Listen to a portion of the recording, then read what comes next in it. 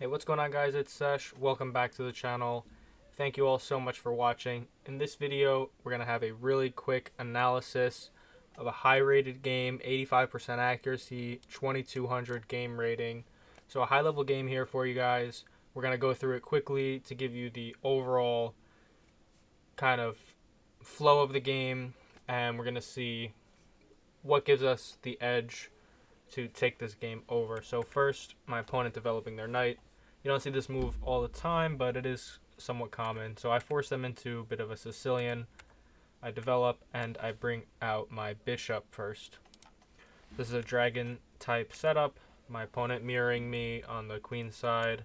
That's alright. We finish our development and we castle.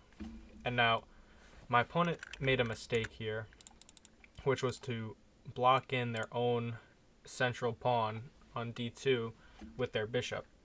So because of that, we have a lot more central space and control, and we're going to have an easier time taking over the center. So we castle, add our rook for support here, and just solidify my pawns and support this e5 push. Stockfish says I actually could have gone for the e5 push right here, but you have to be careful taking everything that Stockfish says as gospel, because Stockfish is comfortable playing super sharp lines, whereas if you make one little mistake, your position is going to become ruined super easily. Whereas, if you take the time to build up your attack a little bit more and have more support and forces going into your attack, then it's going to be less likely that you're kind of balancing on a tightrope and you have more options and more leeway for small mistakes. So anyways, my opponent realizing that they're about to get forked, dropping their bishop back. Only real move here for them is to play e4 themselves. But they go back like this, which lets me play e4. And now from here, we are just steamrolling in the center. They try to lash out with f3, but they're just introducing more weaknesses on their king side, and their bishop is on the complete clear opposite side of the board. So I'll take that pawn, and now this king is becoming super weak over here, and we're just going to keep pushing. So we take, centralize our knight. Look at all this central control that we have here. We're taking up most of this board here. I mean, just look at this pawn. Look at my knight. You're doing really well here. So first, and the main reason that I wanted to go here was to add support for this pawn, by the way. So I kick out this knight first and then gain tempo on the rook.